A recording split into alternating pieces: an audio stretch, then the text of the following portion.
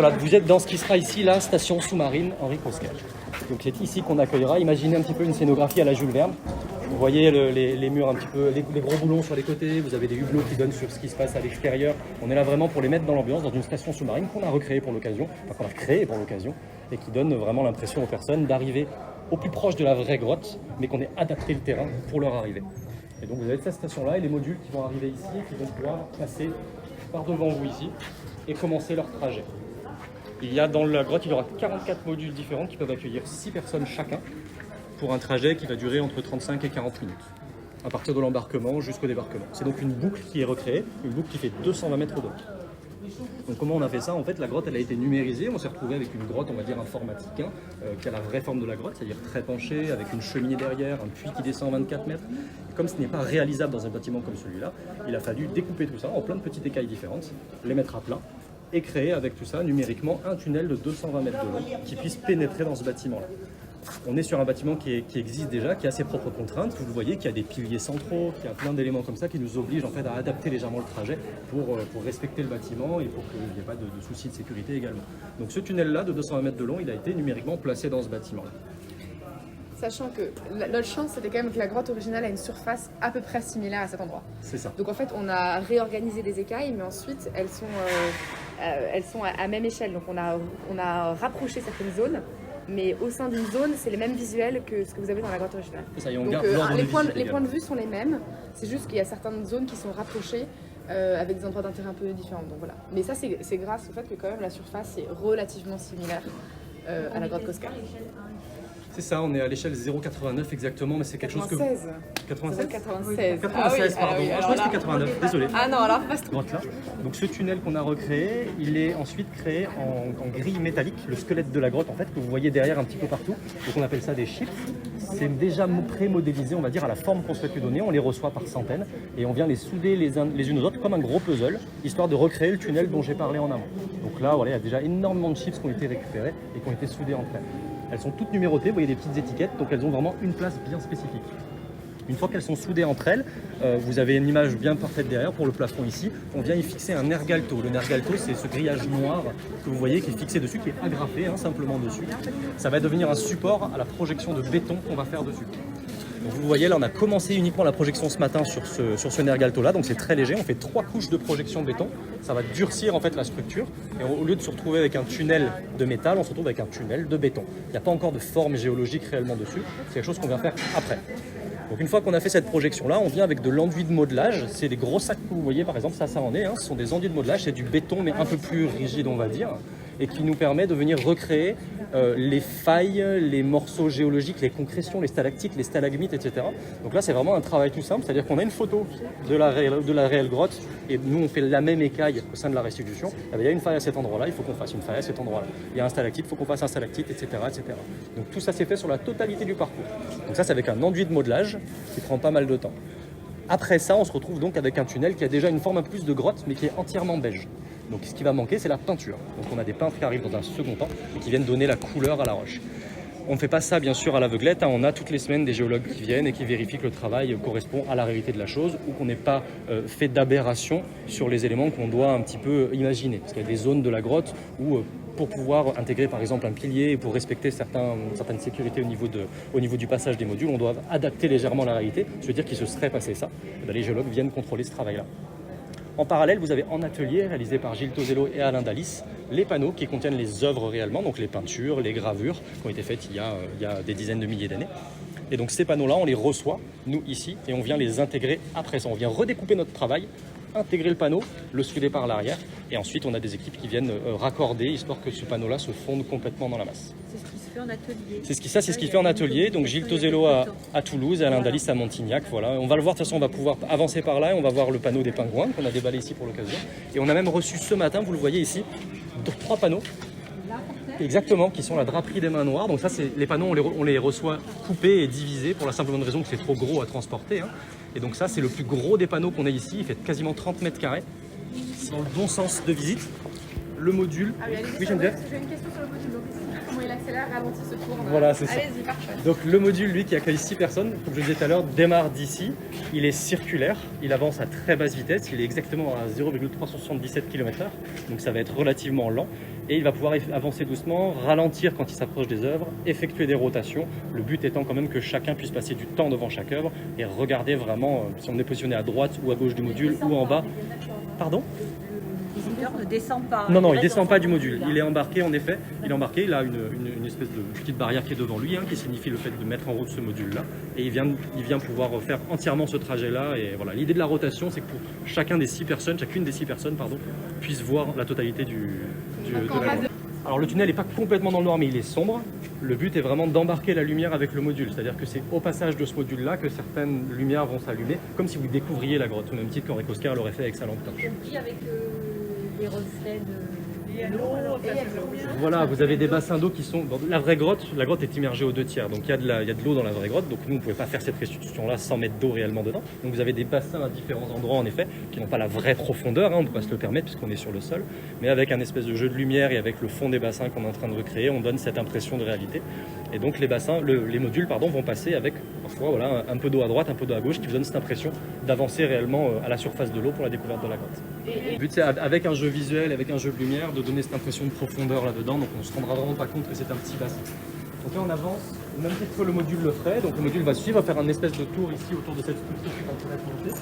Dans la réalité, le module va faire un parcours complet jusqu'à la gauche là-bas, revenir longer ce mur-là et ensuite repasser dans l'écaille nord qui est ici et qu'on va aller visiter derrière.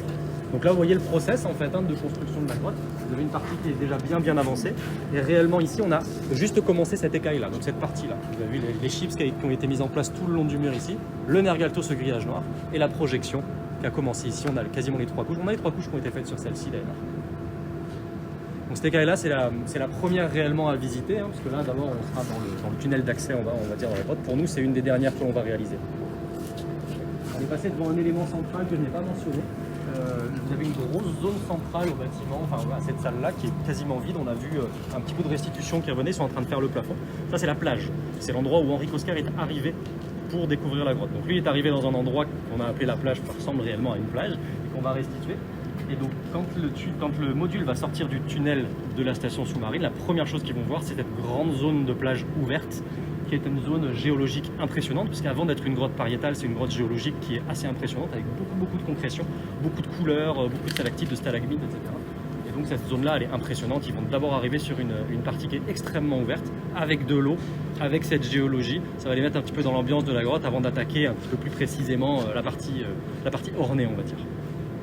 On va avancer par là, on va passer dans la faille nord. Vous allez regarder, vous avez vu qu'il y a une bâche au plafond. Vous allez regarder cette bâche-là et juste après, débâché, vous avez les pingouins de Coscar. Le monticule, en fait, vous avez une partie de la grotte qui monte, il y a très peu de passage en hauteur et puis ensuite ça redescend. Nous, on simule le fait d'avoir creusé la roche, d'avoir créé ce tunnel-là pour y faire passer le module. D'où le fait que cette paroi ressemble vraiment à un tunnel, puisque c'est un tunnel créé de la main de l'homme dans la roche pour pouvoir faire passer le visiteur d'une écaille à une autre. Voilà, donc là, vous êtes dans une zone avant peinture, on est d'accord, bien sûr que là, ce n'est pas la couleur finale de la roche. Vous voyez un petit peu ce que peut donner le travail de modélisation manuelle de la géologie. Vous avez différentes failles, différentes compressions, etc. Il manque bien entendu toutes les couleurs qui y seront apposées. Vous verrez sur la dernière écaille qu'on va visiter, la couleur a bien avancé. Vous verrez un petit peu ce que ça peut donner. Et donc les panneaux, quand ils sont intégrés, vous voyez la différence, vous voyez, ils sont intégrés à la paroi et ensuite ils sont bâchés, simplement parce que c'est une zone ici qui a de la projection de béton.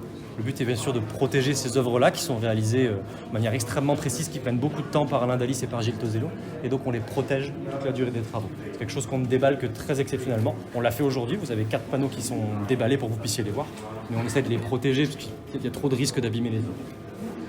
Et bien sûr, alors d'abord il est créé donc en atelier par Alain Dalis et Gilles Tosello. Donc les panneaux réellement, le support sur lequel est fait le panneau, c'est de la résine, contrairement à tout le reste qui est, comme je vous l'ai dit, du béton. Donc là c'est de la résine qui est fabriquée, c'est comme j'ai oublié les termes, mais c'est comme une imprimante 3D si vous voulez, qui vient faire un panneau qui est à l'exactitude, à l'inframillimétrie, comme la vraie grotte Coscar. Et par-dessus, c'est du travail manuel. C'est-à-dire que vous avez des peintres, des gens qui viennent rajouter de la résine de telle couleur, du charbon réellement pour faire le tracé, ou de la calcite, une résine qui va faire ressembler à la calcite, ou à ce côté un petit peu humide de la roche. Tout ça, c'est fait à la main dans les ateliers de Toulouse et de Montignac. Et donc nous, on les reçoit, on vient découper, comme je disais tout à l'heure, le travail qu'on a fait, c'est-à-dire le béton, le métal, etc. On vient tout découper, créer le trou dans lequel on va insérer le panneau. Le panneau est positionné, donc on y passe une poulie vraiment métallique, on vient remonter le panneau parce que ça pèse très lourd. Et ensuite, vous avez des gens à l'arrière qui sont là et qui ressoudent le panneau sur la structure. Et une fois qu'il est positionné, vous avez, en effet c'est un sacré boulot, une fois que c'est positionné, vous avez des gens qui viennent faire les raccords, donc en fait toute cette partie on va dire d'enduit qui est autour du panneau qu'on vient intégrer au reste de la structure. Et après vous avez la peinture.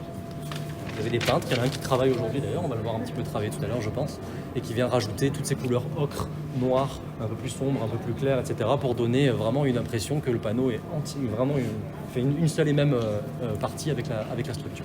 Donc il se base sur les photos, j'imagine, pour... Sur les photos et sur les relevés surtout énormément. Parce que les photos on en a beaucoup, mais on a surtout des relevés qui ont été effectués à l'inframillimétrie, donc quelque chose d'extrêmement précis qui nous ont permis d'avoir, comme je vous disais tout à l'heure, une modélisation 3D de la structure. Et là-dessus, on a absolument tous les éléments.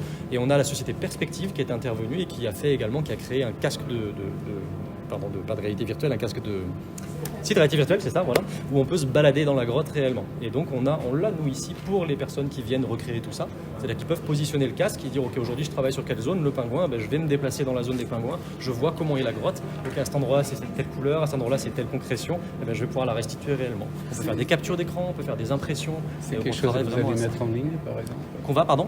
Mettre en ligne? En ligne pas nécessairement, en revanche on va l'utiliser sur site nous ici, puisqu'on va bien sûr pouvoir le récupérer, l'utiliser en atelier pédagogique, ou pas nécessairement pédagogique d'ailleurs, mais au moins faire découvrir ce travail. C'est un travail qui est trop impressionnant pour le laisser perdre. Y compris pour les personnes handicapées. Bien sûr, tout à fait.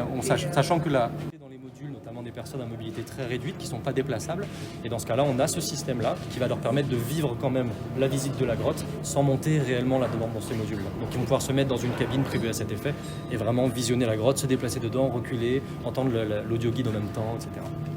À transporter et même déjà à pouvoir le faire passer dans des couloirs, ça c'est la première chose. Et ensuite, ça c'est vraiment une campagne extraordinaire à venir dans les années qui viennent, il y a la partie immergée de la grotte qui n'a jamais du tout été explorée ni étudiée. Pour des difficultés d'accès, mais aussi des difficultés technologiques. Il faut voir que l'archéologie sous-marine est super récente. Marseille en est le berceau en plus, donc c'est une très bonne chose. Tout à fait, avec le drasme. Avec le drasme, etc. Donc on sait qu'il y a des possibilités, mais jusqu'à présent, on était très peu capable d'étudier ces choses-là. Des drones sous-marins, c'est extrêmement récent. Et donc maintenant qu'on a ça, on a une nouvelle campagne d'études de la grotte qui va être dirigée par Cyril Montoya et qui commence qui a commencé cette année, et qui va certainement révéler des nouvelles choses. À l'intérieur de ce puits, on va y passer, on a un puits de 24 mètres de profondeur que Geneviève mentionnait tout à l'heure. Jusqu'à présent, on n'était pas en capacité de l'étudier. C'était trop compliqué. C'était plonger à cette distance-là, déjà en plus sous la roche, avec du matériel scientifique. Il faut trouver des gens qui sachent faire des relevés, des gens qui soient scientifiques, qui sachent plonger aussi, qui aient un certain niveau de plongée, qui puissent être amenés avec toute une sécurité nécessaire. Martine parlait du matériel. C'est très particulier d'emmener du matériel à cette profondeur sous la mer, de le faire passer dans des endroits, des boyaux qui sont courts, sans les abîmer, sans toucher les parois qui sont fragiles. Voilà, ça demande une logistique qui est très particulière, et un point principal, c'est que la grotte n'est pas accessible si la météo n'est pas bonne en plus. C'est que la météo change énormément de choses. Donc tout ça réuni fait que faire une étude de la grotte sur un délai court, c'est injouable. Alors tout ce qui est peinture, si, clairement on ne retrouvera pas de peinture. En revanche, et puis il y a surtout des couches de sédiments qui se sont déposées qui sont assez impressionnantes. Il y a des techniques qui maintenant permettent de voir sous les sédiments. Donc l'idée c'est de récupérer soit des gravures, soit des outils potentiellement au fond, des traces en fait de passage. Les peintures, clairement on ne pourra pas les voir parce que l'eau aura forcément fait le ménage en amont, bien entendu. Et on parlait de la difficulté d'accès, c'est ça qui a posé des grosses difficultés sur la création de cette restitution-là. Après, on sait en effet, c'est inéluctable que petit à petit la grotte va disparaître. Ça ne veut pas dire qu'elle va disparaître dans un délai très court, mais ça viendra avec le temps, bien entendu. Ouais. Et on aperçoit, c'est très typique aussi de Cosquer, il y a souvent des superpositions d'œuvres. Comme vous voyez ici, on a des gravures. Donc là, on a la gravure d'une tête de cheval, je pense, ici, qui est là. Et par-dessus, vous avez les mains. Bon, à moins que ce soit les mains d'abord et la gravure derrière. Mais il y en a énormément ici dans les grottes Cosquer, beaucoup de superpositions comme ça d'œuvres, ça fourmille.